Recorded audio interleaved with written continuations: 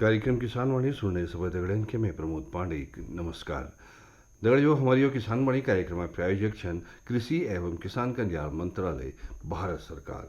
दगड़ियों जब हम बात करनो मृदा परीक्षण की तो हम सबन के छे कि हम अपो माटे जांच अवश्य करूँ। दगड़ियों माटे जांच करे भी क्यों कि हमन के पता चल जा कि हमर जो खेत छे जो हांग छे उमें को पोषक तत्वों कमी छे। और जब हमन के यो पता है जा कि हमार खेत में यो पोषक तत्वों कमी छे तो ई बाद फिर हम अपन खेत में पोषक तत्व डाल सकनो आराम साथ और अपन खेत के पल्य जस हरी भरी यानी कि उपजाऊ हम बढ़ा सकनो। दगड़ियों हम देखनू कहता क्यों कि हमार फसल उस हिसाबल निहेजुन जस पली हुई तो उसी तो हमन के साल में हर बार खरीफ फसल बोढ़े पहली और रबी फसल बोढ़े पहली अब माटे जांच अवश्य करूँ छे। और यो माटे जांच हमार जो मृदा परीक्षण शाला छे वहाँ जबेर हम इके कर सकूँ यल की होल कि हमें माटे जो गुणवत्ता छे एक बार में सही सही मालूम हमन के हजार हम अपन खेतक 4 गुणक माट ली छे बेर वहाँ दूँ और वहाँ जो वैज्ञानिक छन जो परीक्षण करनी है माटक वो परीक्षण कर बेर हमन के बता दिया कि हमार खेत में गुणवत्ता बरकरार छे या इमें फिर कमी हैगे।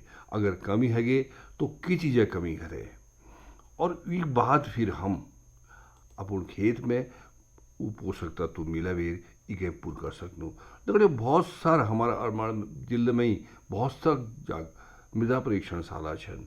हम कृषि विभाग में बता सकूँ, हम उद्यान विभाग में बता सकूँ, हम विवेकानंद में बता सकूँ, हम केवीके में बता सकूँ कि हमारा अपन माटे जांच करूँ से कसी होल के होल।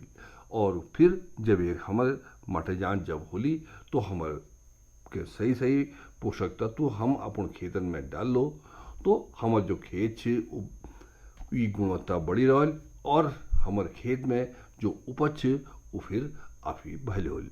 तो ये तो छी आप लोगों तक बातचीत और अब कार्यक्रम में आगे सुनू जीवन चंद्र आर्य गई हुई यो कुमौनी लोकगीत।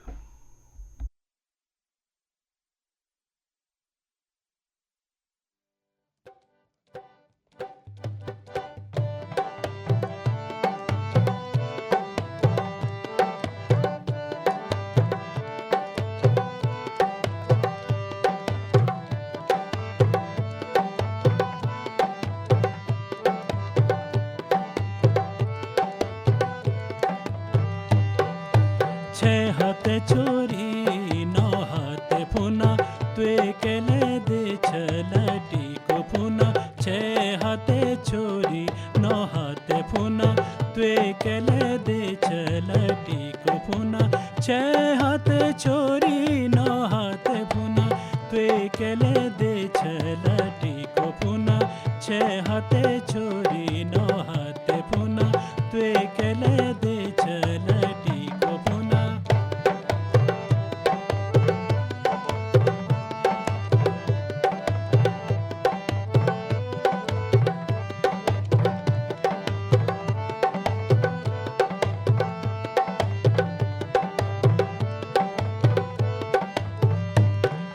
मैं तुड़ा गयूं लटी को फुना, मैं तुड़ा गयूं लटी को फुना ई जुले दे लटी को फुना ई जुले दे लटी को फुना जो तेरी जाऊ मेरी सासू नी दियो के लटी को फुना त्वे किथे दे लटी को फुना छह हाथे छोरी नौ हाथे फुना त्वे केले दे लटी को फुना।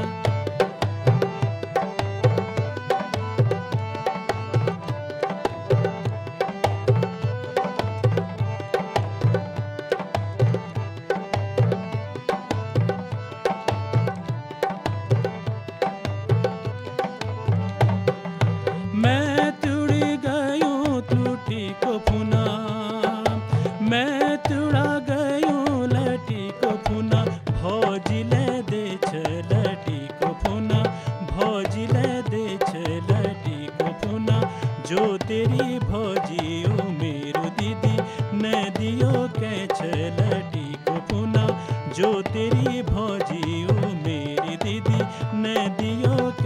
छेलटी को पुना छह हाथे छोरी नौ हाथे पुना त्वे केले दे छेलटी को पुना छह हाथे छोरी नौ हाथे पुना छह हाथे धोती नौ हाथे पुना त्वे केले दे छेलटी को पुना त्वे केले दे छेलटी को पुना छह हाथे छोरी नौ हाथे पुना त्वे केले दे छेलटी को पुना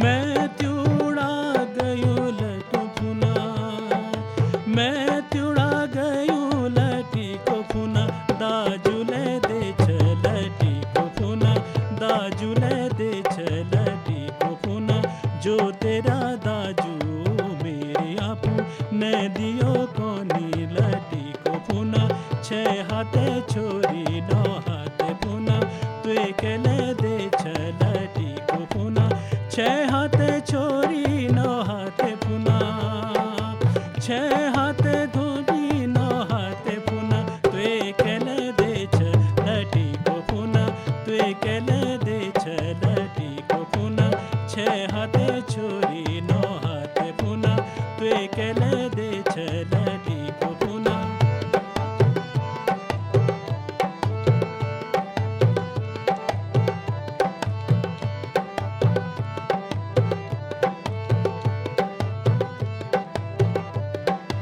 मैं त्युड़ी गयो लटी को पुना मैं त्युड़ा गयो लटी को पुना ई जुले दे छलटी को पुना ई जुले दे छलटी को पुना जो तेरी जाऊ मेरी सासू निधियो के छलटी को पुना छह हाथे छोरी नौ हाथे पुना त्वे केले दे छलटी को पुना छह हाथे छोरी नौ हाथे पुना त्वे केले दे छलटी को पुना छह हाथे छोरी नौ हाथे पुना छह हाथे छोरी नौ हाथे पुना त्वे केले दे छलटी को पुना त्वे केले दे छलटी को पुना छह हाथे छोरी नौ हाथे पुना त्वे केले दे छलटी को पुना छह हाथे छोरी नौ हाथे पुना त्वे केले दे छलटी को पुना छह हाथे छोरी नौ हाथे पुना त्वे केले दे छलटी को पुना बारिश आंधी और तूफान की चिंता भूल जाओ फसल बीमा कराओ सुरक्षा कवच पाओ प्राकृतिक आपदा हो या कोई दुर्घटना उसकी चिंता से भी मुक्ति पाओ फसल बीमा कराओ हमने फसल बीमा योजना को अधिक प्रभावी बनाया, उसके दायरे में ज्यादा किसानों को लाए। अब तक 19 करोड़ 67 लाख से अधिक किसान आवेदनों को फसल मुआवजा मिला। खरीफ फसल बीमा के लिए शीघ्र पंजीकरण कराएं। बैंक शाखा, बीमा कंपनी, कृषि ऋण समिति, जन सेवा केंद्र से संपर्क करें या www.pmfby.gov.in पर ऑनलाइन आवेदन करें। बीमा कंपनी के प्रतिनिधि से घर बैठे एड ऐप द्वारा बीमा करा सकते हैं। फसल बीमा से संबंधित जानकारी के लिए हेल्पलाइन नंबर 14447 पर कॉल करें। फसल बीमा कराओ सुरक्षा कवच।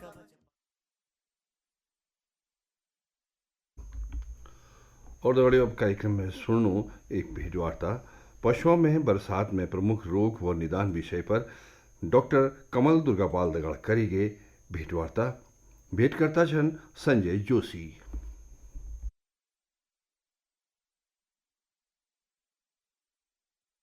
श्रोताओं, आज हम स्टूडियो में आमंत्रित किया है डॉक्टर कमल दुर्गापाल जी को, जो कि धौनेरी पशु चिकित्सालय में पशु चिकित्सक के रूप में कार्य कर रहे हैं, और इनसे हम बातचीत करेंगे पशुओं में होने वाले सामान्य रोगों के बारे में, जो कि विशेष तौर पर बरसात के मौसम में होता है। इसके अलावा हम सभी जानते हैं कि इधर पक्षियों में भी कुछ बर्ड फ्लू के मामले रुद्रपुर और किच्चा साइड सुनने में आए, तो क्या कुछ ये बर्ड फ्लू के लक्षण हैं और ये वहां तो फैला है, गनीमत है अभी हमारे पहाड़ी क्षेत्र की तरफ नहीं आया है, तो इन सब बारे में बातचीत करेंगे। डॉक्टर साहब आपका मैं स्वागत है। धन्यवाद जोश जी। डॉक्टर साहब बात यही आती है कि इस पहले बात हम बर्ड फ्लू से कर लेते हैं। और इस प्रकार के लक्षण, खाना छोड़ देना, टेम्परेचर बढ़ना, इस प्रकार की छोटी मोटे लक्षण जो दिखते हैं, और फिर मैं कह रहा हूँ आपसे कि पहाड़ों में हमारे वहाँ यहाँ पर ये लक्षण नहीं है। बहुत ज़्यादा हमारे वहाँ अधिक पशु जो है पक्षियों का पालन होता भी नहीं है। किसी जगह पर यदि है ऐसे लक्षण दिखें तो तत्काल अपने पशु चिकित्सा अधिकारी जो है उनसे संपर्क कर सकते हैं। ये एक वायरस बीमारी है, वायरल के थ्रू जी, और ये एकदम फैलता है, तो ये वायरस क्या है उसके बारे में थोड़ा बता। देखिए, वायरस जो है एक लो पैथोजेनिक वायरस जो इस वक्त देखा जा रहा है, एक लो पैथोजेनिसिटी का वायरस है, और ये जो वायरस है ये संक्रामक है,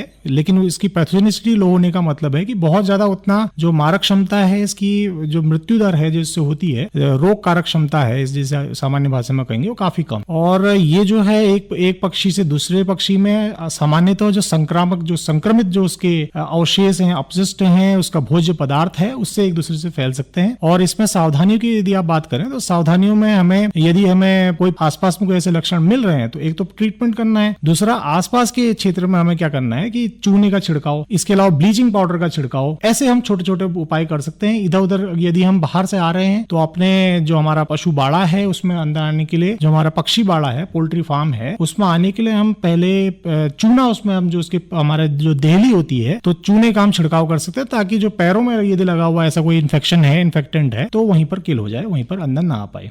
आज भी मतलब मनुष्य उसका इससे कैसे अपना बचाव करे? देखिए, मनुष्य में जैसा मैंने कहा ये काफी कम संक्रामक है, और WHO भी इवन कहता है कि ये ऐसा बहुत ज्यादा मनुष्यों में इसकी पैथोजेनिसिटी नहीं है। बहुत कम ही ऐसी रिपोर्ट्स हैं, वो भी अभी तक पूरी तरह पुष्टि नहीं हुई है कि इसी से हुआ है, स्पेसिफिक इसी से हुआ है, ऐसी पुष्टि कहीं पर नहीं है। और ये जो है मनुष्यों में बहुत कम ही, बहुत फीबल इसमें सिम्टम्स ही आते हैं, बहुत फीबल ही इसमें ऐसा है इंस्टेंसेज हैं कि जब ये मनुष्यों में हुआ है इससे पहले, और वो भी आज तक प्रमाणित नहीं हुआ है। एक आध कोई केसेस कहीं के दुख के भारतवर्ष में कहीं ऐसे सुनाई पड़े, ऐसे विशेष भारतवर्ष में आज तक केस नहीं बहुत खास रिपोर्ट हुए हैं। तो बचाव वही है कि आपको यदि ये कहते हैं ऐसे सिम्टम्स आ रहे हैं, ऐसे पशु आ रहे हैं, तो उनकी कलिंग होती है, उन पशुओं को मारा जाता है पशु चिकित्सा अधिकारी की निगरानी में, और उनको डीप बरियल मेथड से उनको क्या कहते हैं बरी किया जाता है, और उसके बाद जितने भी कंटामिनेंट्स हैं उसके, उनको सबको डिस्पोज ऑफ प्रॉपर्ली करने के बाद, वहां फ्यूमिगेशन वगैरह करने के बाद, और फिर अच्छे से चीजों को, संक्रमित चीजें अपशिष्टों को, उनका निस्तारण किया जाएगा। अब हम बात करते हैं पशुओं में हमारे बरसात के मौसम में कौन कौन से रोग हो सकते हैं। खासकर आपने एक चीज तो क्लियर कर दी कि बर्ड फ्लू के वायरस का हमारे पशुओं में कोई प्रभाव नहीं पड़ेगा, पक्षियों की बीमारी का जो है हमारे पशुओं में कोई प्रभाव नहीं पड़ेगा, ये बात तो क्लियर है जी। तो इस वक्त बरसात के मौसम में कौन कौन सी बीमारी पशु में खासकर देखी जा सकती है? देखिए, बरसात में कोई भी हम कहें तो कोई भी जो इस वक्त जर्म्स होते हैं या कोई भी पॉपुलेशन होती है, लिविंग पॉपुलेशन होती है, वो इस वक्त बढ़ती है। ये सामान्यतः बायोमास जो है इस वक्त बढ़ता है बरसात में, और उसको एक अप स्केल दिखाया जाता है, स्लोप उसका बढ़ता है। तो वैसे ही सभी के उनका कीटाणु, विषाणु, कोई भी चीज है उसकी संख्या बढ़ती है। तो ऐसे में कुछ संक्रामक जो कीटाणु होते हैं, विषाणु होते हैं, उनकी संख्या भी बढ़ती है, और ये तो निश्चित रूप से निसंदेह ऐसा होगा ही होगा। पर हमें क्या करना है, सिर्फ हमें ऐसे में अपने जो पशु हैं, मतलब जो पशु हैं, उनको हमें बचाव क्या करना है, जो जैसी बात है। मुख्यतः देखिए, हमारे यहाँ पहाड़ों में, क्योंकि हमारा पहाड़ का वातावरण बहुत अच्छा है, खान पान अच्छा है, क्योंकि हमारे वहाँ ऐसे हम कोई ऐसे केमिकल्स का यूज नहीं करते हैं, तो बहुत सारी बीमारियां तो वैसे ही हमारे वहाँ कम हो जाती हैं। और मुख्यतः अगर बीमारी होती है तो बहुत सामान्यतया जो हमारे मतलब घरेलू उपायों से और हमारे कुछ बचाव के अगर उपाय कर दें तो उनसे ठीक हो जाती है।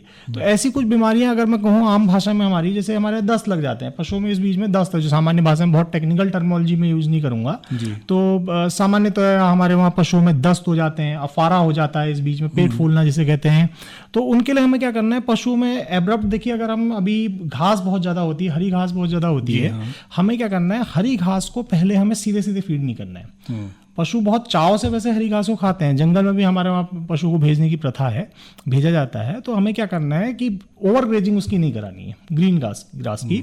और उसके अलावा जो अगर हम स्टॉल फीडिंग भी कर रहे हैं, अपने घर में भी कर रहे हैं, तो प्रयास करना है कि जिस दिन धूप आ रही है, धूप कम आ रही है, लेकिन जब आ रही है तो हमें उसे धूप में हल्का सा धूप दिखा देनी है, सुखा देना है। क्योंकि जो हरी घास है, हरी घास में इस प्रकार के तत्व होते हैं कि वो पेट फुलाने के और जो रोगाणु जीवाणु जो है उनको क्या कहते हैं पनपाने के कहीं ना कहीं एक कारण देता है, वो एक मीडियम देता है उसके लिए। तो हमें ऐसे में ये करना है। दूसरा, सूखी घास भूसा यदि किसी प्रकार से हम उसमें खाने में मिला सकें जी अच्छा। तो वो बहुत अच्छा है। हम उसके खाने में भूसा जो है जितना अधिक से अधिक हम भूसा मिला सकें। अनुपात भी वैसे देखिए, जो अनुपात कहा जाता है भूसे का, करीब 2/3 जो हमारा पूरा फीड है, कम से कम 2/3 तो जो है उसमें भूसा मिल ही जाए। लेकिन चलिए आजकल इतना भूसा उपलब्ध नहीं है, तो जितना मैक्सिमम कर सकें। दूसरा, जो ग्रीन हमारा फॉरेज है उस फॉरेज को हम सुखा लें, और अगर सुखाने धूप भी नहीं आ रही तो कम से कम उसे रोक लें।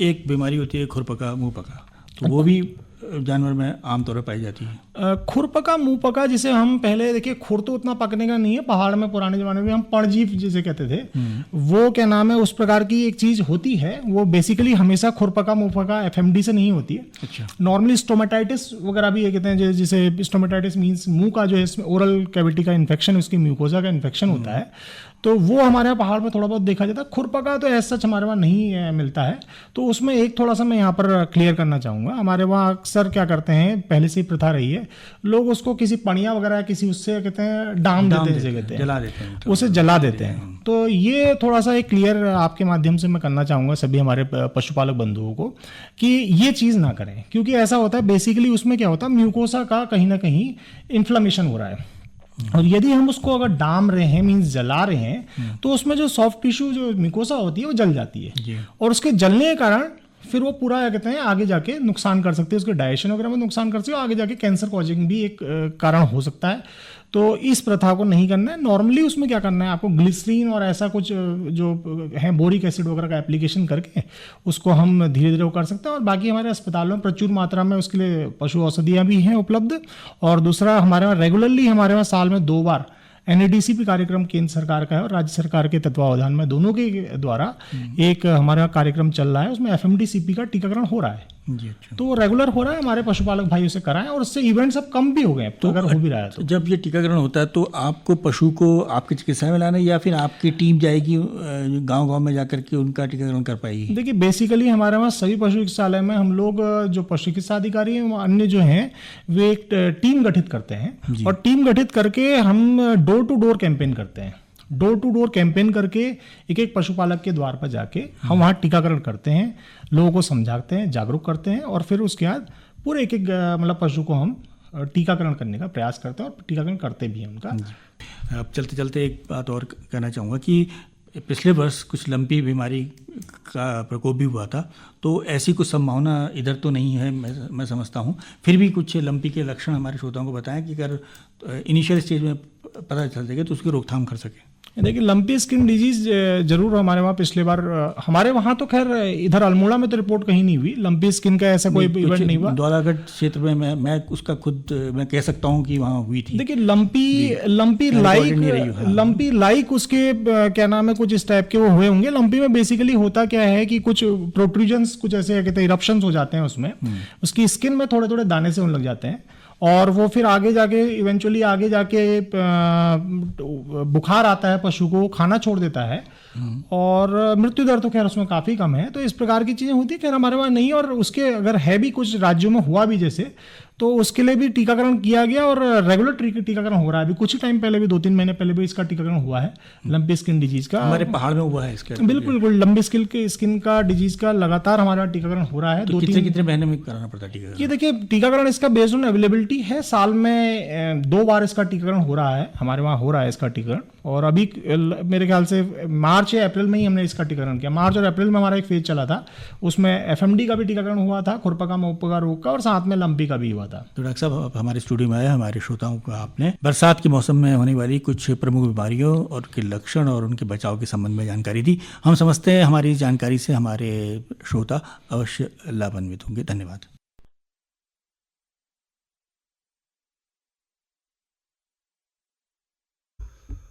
उदगड़े वाला आप लोग न पशुओं में बरसात में प्रमुख रोग व निदान विषय पर डॉक्टर कमल दुर्गापाल दगाड़ करेंगे। यो भेंटवार्ता सुनी, भेंटकर्ता छी संजय जोशी।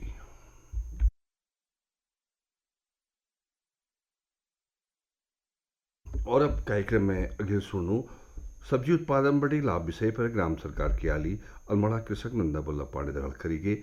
यो क्षेत्र संकलित भेंटवार्ता।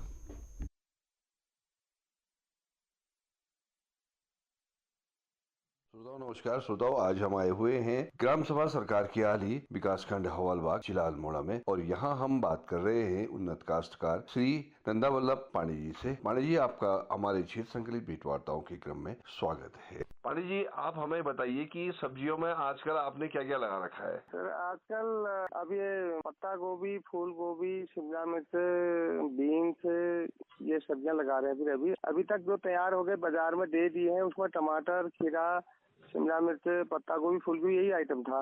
लौकी और कद्दू वर्गीय जो सब्जियां होती है वो भी लगाई थी? हाँ, लौकी थोड़ा लगाते हैं, लौकी कद्दू। कि आपने लौकी, कद्दू, ककड़ी ये सब लगाई? ये सब लगाते हैं सर। हाँ। और आप इसके अलावा आपने कहा मैं टमाटर लगाए, तो इनका बीज कहाँ से लाए आप?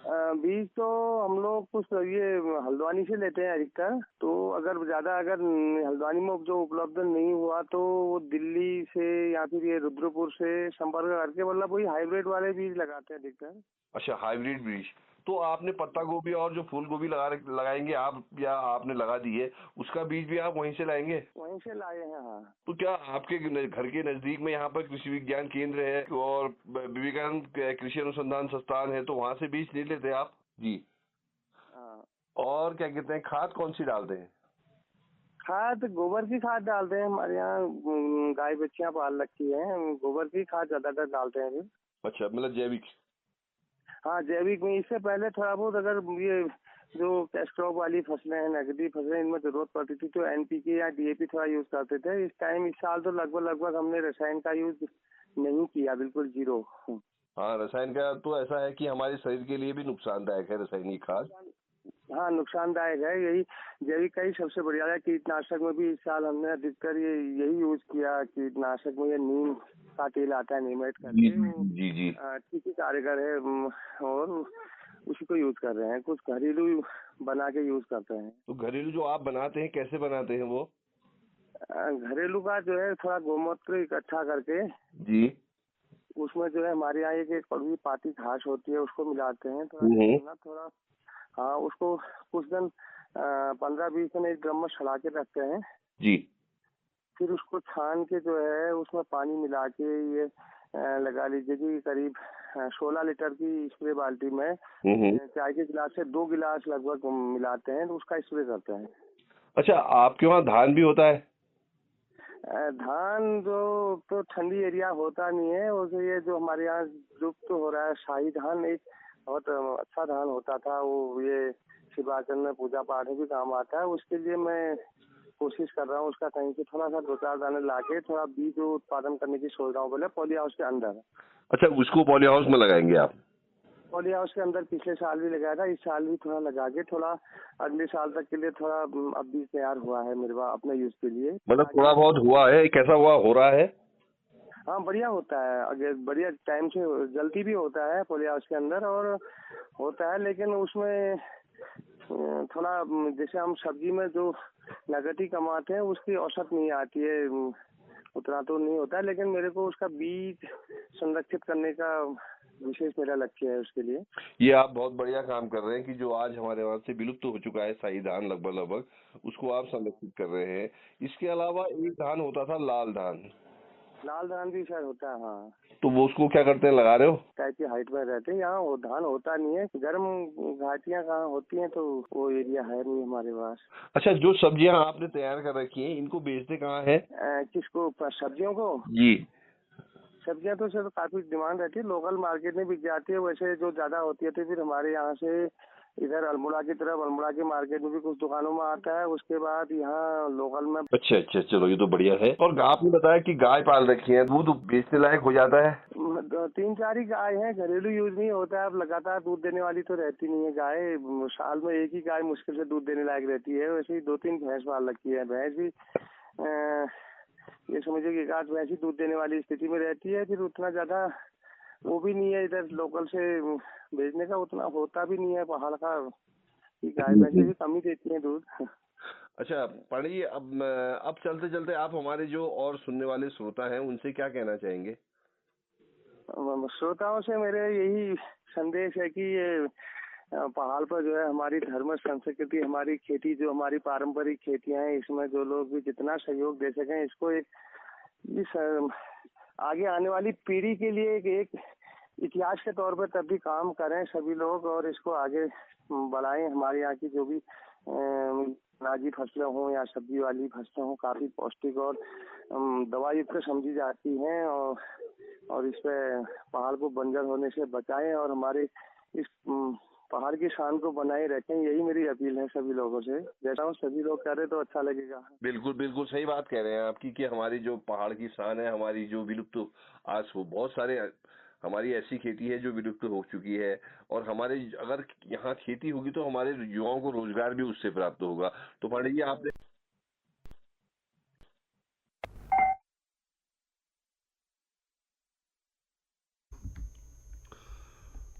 दगड़ियों लाभ हो लोग न सब्जी उत्पादन बटे लाभ विषय पर ग्राम सरकार के आली कृषक श्री नंदा बल्ला पांडे दगड़ करी गई यो क्षेत्र संकलित भेंटवार्ता सुनी।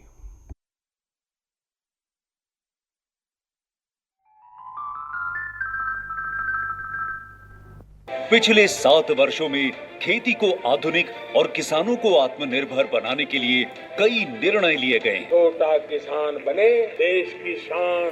पीएम किसान योजना का पूरा खर्च भारत सरकार वहन करती है।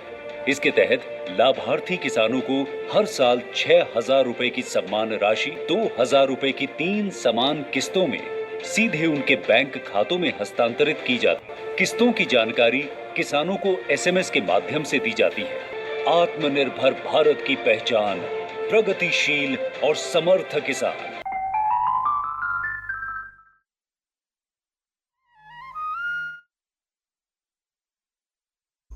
और दगड़ियों अब हमारे आज एक सलाह है कि हमन के अपन पशुओं के टीकाकरण अवश्य करूँ छे। यह क्योंकि हमारे जो पशु छन वो स्वस्थ रूनी और उन्हें दुग्ध उत्पादन ले भलरू बीमार नहीं पड़न।